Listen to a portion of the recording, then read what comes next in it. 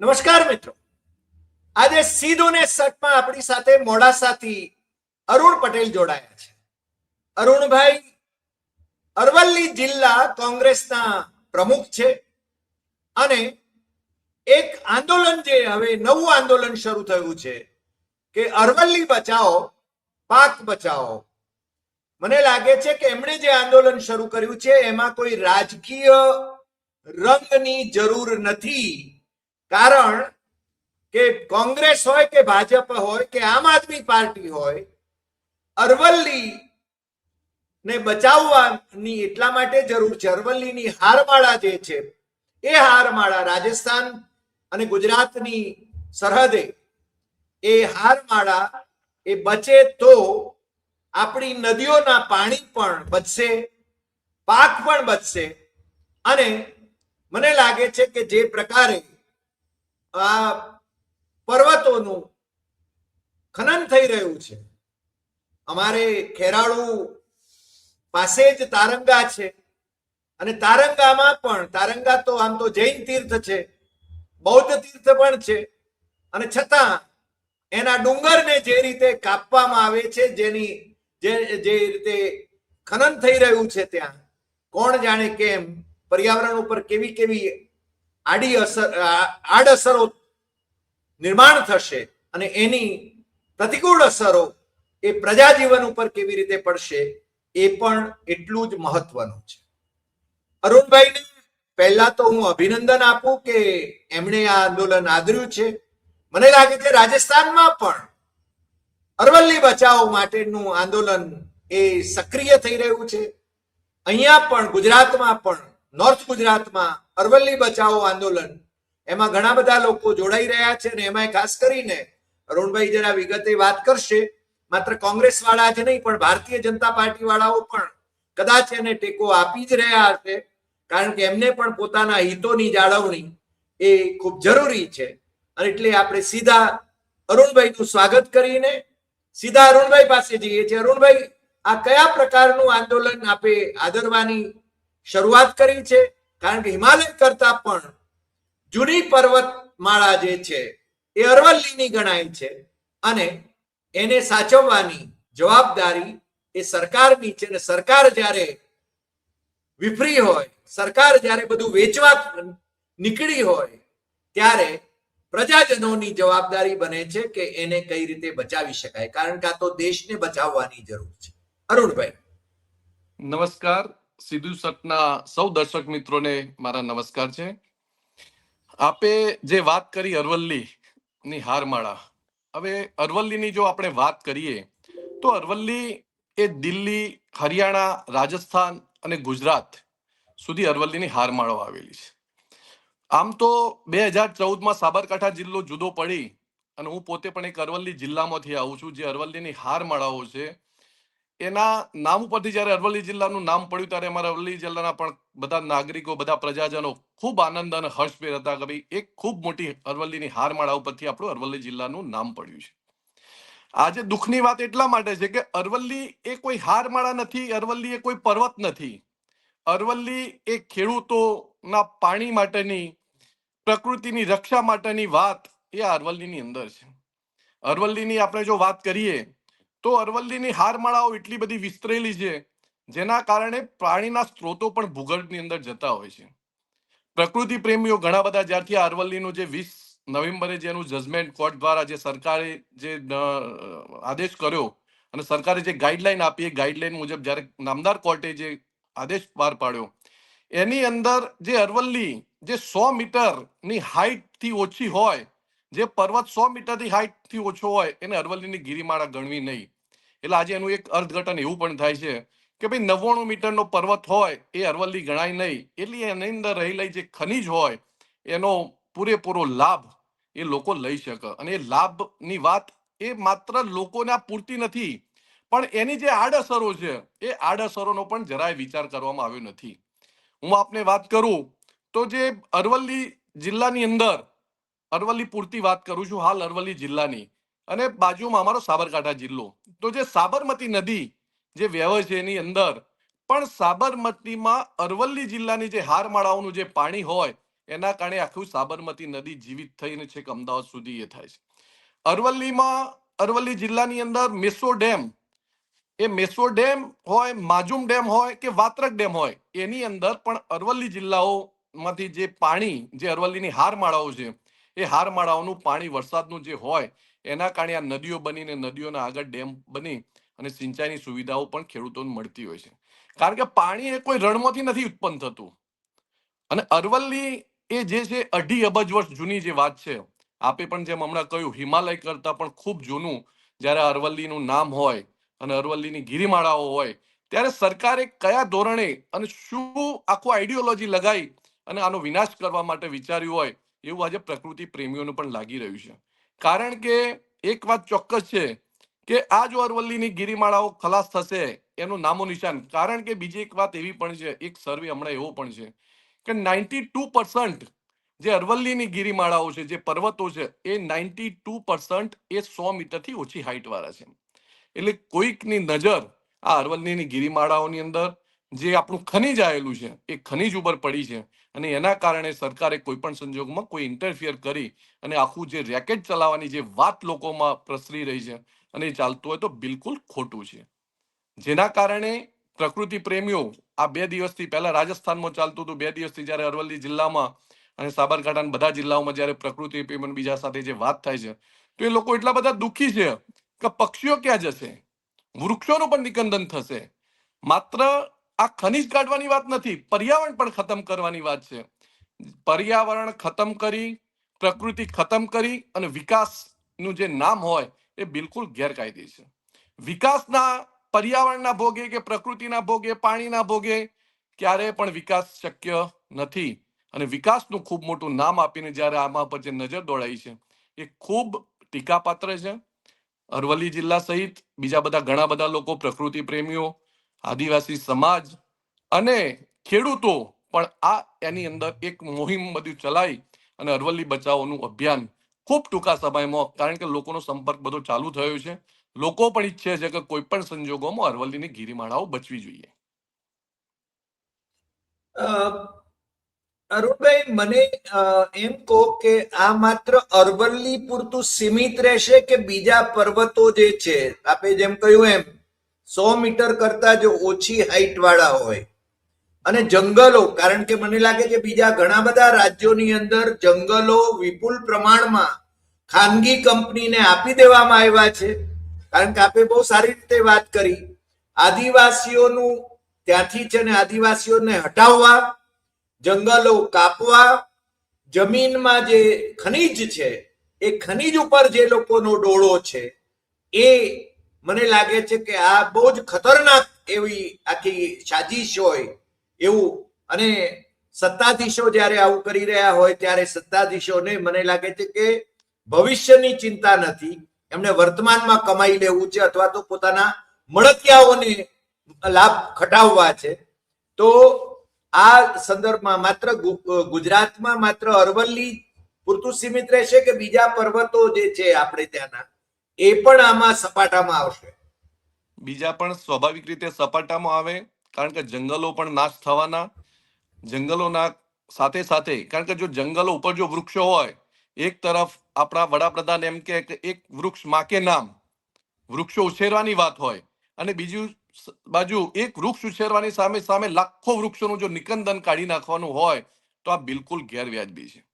લોકોને ભ્રમિત કરીને, અને આ જે અરવલ્લી, એટલા માટે કહું છું કે અરવલ્લીની ગિરિમાળાઓ તો બિલકુલ પુરાની વાત છે. આપને બીજી એક વાત કરું કે આસ્થાની વાત પણ જોડાયેલી છે. આપે જોયું હશે, હું માત્ર અરવલ્લીની વાત કરું તો અરવલ્લીની અંદર, વિજયની નગરની અંદર સાબરકાંઠા, ત્યાં સપ્તેશ્વર મહાદેવજીનું મંદિર પણ બિલકુલ ગિરિકંદરાઓની વચ્ચે આવેલું છે. અરવલ્લીનું જેનું નામ સુપ્રસિદ્ધ યાત્રાધામ શામળાજી, એની ઓળખ પણ એવીથી શરૂ થતી કે અરવલ્લીની ગિરિકંદરાઓમાં સુશોભિત એવું સુપ્રસિદ્ધ યાત્રાધામ શામળાજી. બીજી એક વાત કરું બોલો આપને કે જંગલ, સરડોઈ પાસે ચામુંડા માતાનું મંદિર, એ પણ અરવલ્લીના ઉપર, અરવલ્લી બોલો ઉપર આવેલું છે. જંગલ. બીજી વાત દધાલિયા, હલો હાજી, હલો પ્લીઝ. હા, દધાલિયા પાસે એક કકરાઈ માતાનું મંદિર, એ પણ અરવલ્લીની ગિરિમાળાની ઉપર આવેલું છે. ખૂબ મોટી આસ્થાનું સેન્ટર છે. અહીં દેવરાજ ધામ મોડાસા ખાતે એ પણ અરવલ્લીની ગિરિમાળા ઉપર આવેલું છે. એટલે ઘણા બધા આસ્થાના કેન્દ્રો જેને કહેવાય કે જે મંદિરો જે છે એ પણ અરવલ્લીની ગિરિમાળાઓમાં. એટલે લોકોને આજે કેવું થાય છે કે ભાઈ જો આ રીતે કરશે તો કાલે મંદિરો પણ હટી જશે. લોકોની આસ્થા સામે પણ સરકારે ખૂબ મોટા સવાલો ઉભા કર્યા છે. ત્યારે આ બાબતે તાત્કાલિક પુનઃ ધોરણે વિચારણા પણ કરવી જોઈએ. અને અરવલ્લી બચાવો અભિયાન અમે ગામે ગામ લઈ જવાના છીએ. લોકોમાં જાગૃતિ પણ કરવાના છીએ. અને કોઈ પણ સંજોગોમાં અરવલ્લી બચવું જોઈએ. સરકારે જે કોઈ મેલાફાઇડ ઇન્ટેન્સ સાથે અથવા એનો જે કંઈ હોય એનું કોઈ હજુ સુધી કોઈ સ્પષ્ટતા એમને કરી નથી કે ભાઈ એ કઈ રીતે કરવા માંગે છે એમ. પણ આ જે કર્યું છે એ બિલકુલ ગેરવ્યાજબી કર્યું છે. નામદાર કોર્ટને પણ ગેરમાર્ગે દોરી હોય એવા સંજોગો આજે લોકોમાં પણ ચર્ચા છે. અને પ્રકૃતિ પ્રેમીઓમાં તો એટલો બધો આક્રોશ છે કે પાણી પણ ખલાસ થઈ જશે, કારણ કે રણ પ્રદેશ બની જશે. આ એક દિવાલ પણ છે. રણ પ્રદેશ અટકાવવા માટે અરવલ્લીની ગિરિમાળાઓ એ એક પ્રકારની દિવાલ પણ છે કે જેથી કરીને રણ પ્રદેશ વધતો આગળ અટકી શકે એમ.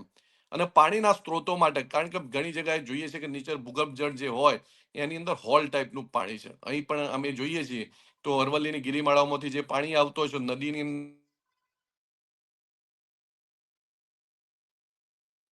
હા અરુણભાઈ, હેલો અરુણભાઈ, મોડાસાથી ઇન્ટિરિયરમાં છે એટલે મને લાગે છે કે આપણી સાથે વાત કરી રહ્યા છે એ અંતરિયાળ પ્રદેશમાંથી વાત કરી રહ્યા છે, એટલે ઇન્ટરનેટનો પ્રોબ્લેમ તો છે જ, પણ ફરીને એ આપણી સાથે જોડાઈ જશે. હું માનું છું કે અરુણભાઈ તમને તમારા સુધી મારો અવાજ પહોંચે છે? અરુણભાઈ,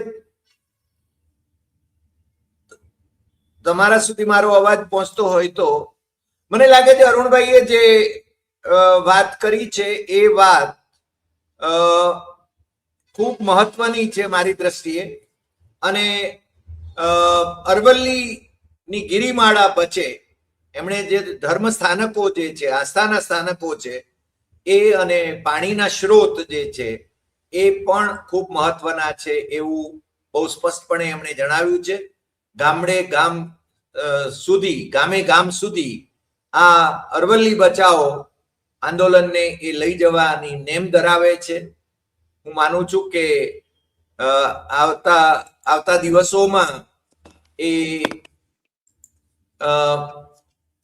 મને લાગે છે કે તમે ગામે ગામ આ આંદોલનને લઈ જવા માંગો છો એ ખૂબ આવકાર્ય છે. અને સાથે સાથે તમે એક કાકડાઈ માનું મંદિર એનો ઉલ્લેખ કર્યો, એ વસઈ જુનસરની વાત કરો છો? ના, કકરાઈ માતાનું મંદિર મોડાસા તાલુકાથી 12 કિલોમીટર દૂર એક દધાલિયા ગામ છે. ત્યાં દધાલિયા ગામે ખૂબ ચારે બાજુ ડુંગર, અરવલ્લીની ગિરિમાળાઓ છે, એની ઉપર જે આસ્થાનું જબરજસ્ત માતાજીનું મંદિર છે. ખૂબ મોટી સંખ્યામાં ત્યાં શ્રદ્ધાળુઓ પણ શ્રદ્ધાથી જાય છે ત્યાં. જી. બીજું મને લાગે છે પોળોના જંગલો જે છે, જે આમ તો ઐતિહાસિક રૂટ, વેપારનો રૂટ હતો વણજારાઓનો, ત્યાંથી વેપારનો રૂટ હતો, એટલે એ પણ આમાં સમાવેશ થઈ જાય ને? હા, બિલકુલ બિલકુલ એનો પણ સમાવેશ થશે, કારણ કે વિજયનગરના ડુંગરો પણ આવશે. ભિલોડાનો આખો જે ટ્રાઇબલ એરિયા છે એમાં પણ થશે.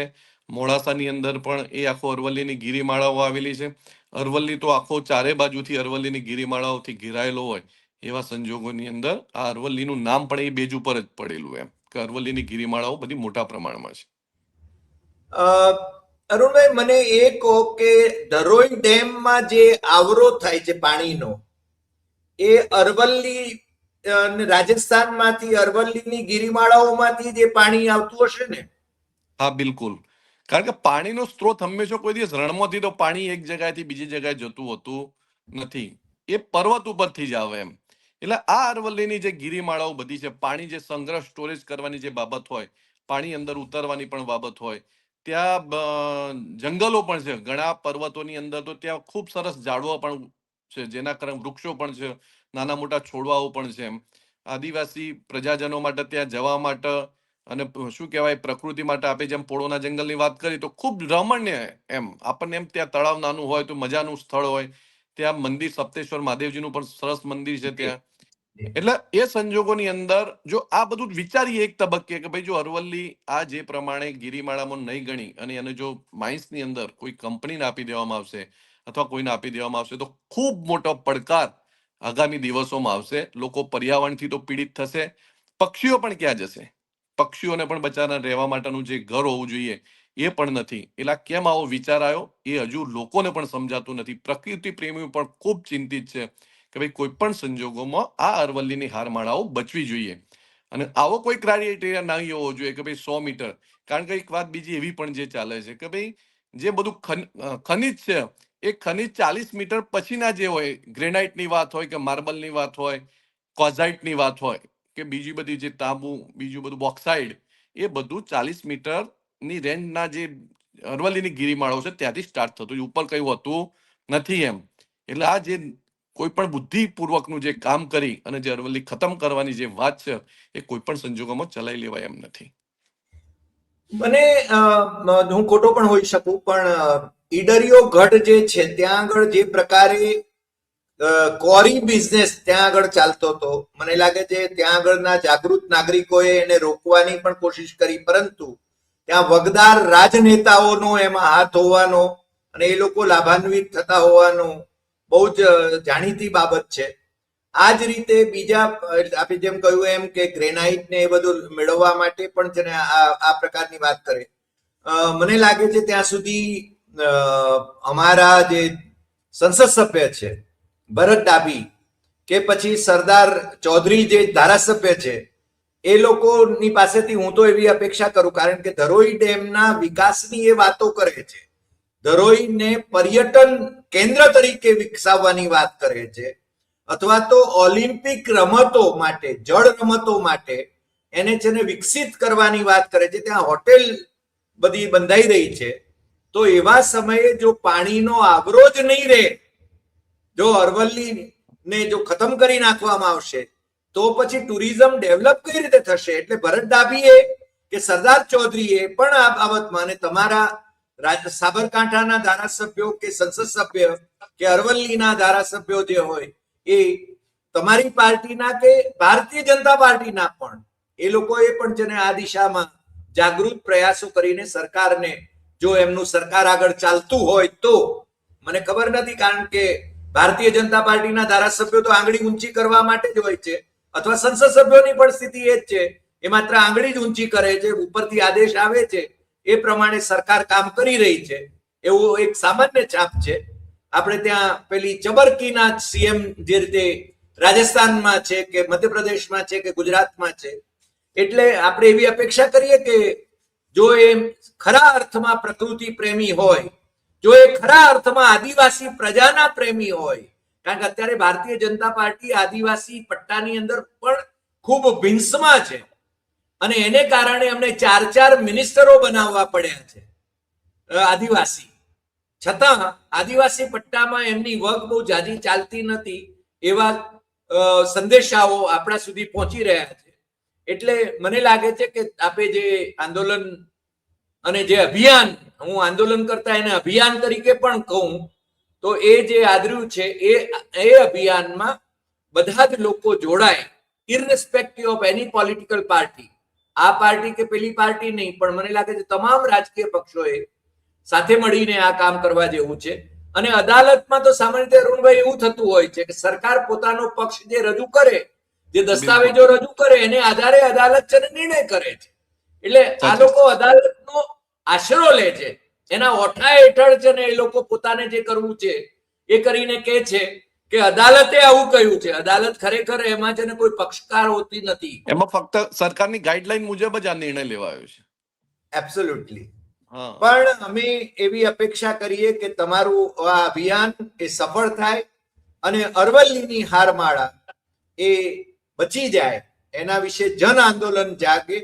તમે જેમ કહ્યું એમ મને રાજસ્થાન અને ગુજરાતનો ખ્યાલ હતો, પણ આપે તો કહ્યું અરવલ્લીની હારમાળા તો છેક સુધી છે, દિલ્હી સુધી, એનસીઆર સુધી અરવલ્લીની હારમાળા છે. પણ આપના માધ્યમથી દર્શક મિત્રો અને નેતાઓને પણ હું કહું છું કે ભાઈ આમાં પક્ષાપક્ષીની વાત નથી, આ આજની વાત નથી, ભવિષ્યની વાત છે કારણ કે આના આપણે જે જોઈએ કે જો અરવલ્લી ખતમ થઈ જાય એક તબક્કે આપણે એવું વિચારીએ કે જો અરવલ્લી પ્રાઇવેટ કંપનીઓને આપી અને ખનીજ માટેનો ઉપયોગ કરી આજે પૈસા મેળવી લેશે, પણ પ્રકૃતિનું શું થશે, પાણીનું શું થશે, પક્ષીઓનું શું થશે, વૃક્ષો નહીં હોય તો પર્યાવરણ આપણે જોઈએ છે દિલ્હીની અંદર કે પર્યાવરણના કારણે શું પ્રોબ્લેમ થાય છે. કોરોના મહાકાળની અંદર પણ આપણે જોયું હતું કે એમાં શું પરિસ્થિતિ થાય છે, ઓક્સિજનનો આ તે બીજું ત્રીજું બધું. એટલે જો અરવલ્લી બચાવવામાં નહીં આવે તો ભવિષ્ય ખૂબ ખતરનાક હશે. ભવિષ્યનો વિચાર કરી અને બધાએ સરકારમાં રજૂઆત કરવાની વાત હોય, અમે તો અમારી રીતે લોક જાગૃતિ માટે મોવડી મંડળ સાથે પણ ચર્ચા કરી અને એની અંદર અમે આગળ વધવાના જ છીએ. લોકોની જાગૃતિ લાવી લોકો સાથે, કારણ કે ખેડૂતોમાં પણ આક્રોશ છે. અત્યારે ખેડૂતો પણ ઈચ્છી રહ્યા છે કે ભાઈ આ નહીં એ થવું જોઈએ, કારણ કે ત્યાં મૂંગા પશુઓ ઘણી જગ્યાએ એવું પણ છે કરવલ્લીની ગિરિમાળાઓની અંદર મૂંગા પશુઓ પણ ચરવા માટે જતા હોય છે. જી પાણીનો સ્ત્રોતની પણ જે વાત છે, કારણ કે તમે આપણે જોઈએ છે તો ડુંગરની આજુબાજુનો જે એરિયા હોય ત્યાં પાણીનું સ્તર પણ જનરલી વોટર લેવલ ઊંચું હોય છે અને જી નદીઓ પણ એના કારણે છે. આજે જે ડેમો બન્યા, સિંચાઈની જે સુવિધા છે, આસ્થાના કેન્દ્રો પણ છે, આ બધું બચાવવા માટે અને પ્રકૃતિને ખાસ બચાવવા માટે અરવલ્લી બચાવો જે અભિયાન અમે લીધું છે, બધાને પણ અમે વિનંતી કરીએ છીએ કે તમે બધા પણ જોડાઓ અને આગામી દિવસોની અંદર જે આંદોલન કરવાની વાત થાય, કોર્ટમાં પણ જવાનું થાય, જે કરવાનું થશે એ અમે બધા સાથે મળીને કરવાના છીએ. એમાં કોઈ શંકાને સ્થાન નથી, કારણ કે ભવિષ્ય આપણે વિચારી રહ્યા છે કે ભાઈ આજે શું થવાનું છે. આજે આપણને નાની વાત લાગે છે કે ભાઈ આજે 2.5 અબજ વર્ષ જૂની વાત જ્યારે હોય ત્યારે એનું જો નિકંદન કાઢી નાખવાની વાત હોય તો બિલકુલ ગેરવ્યાજબી છે.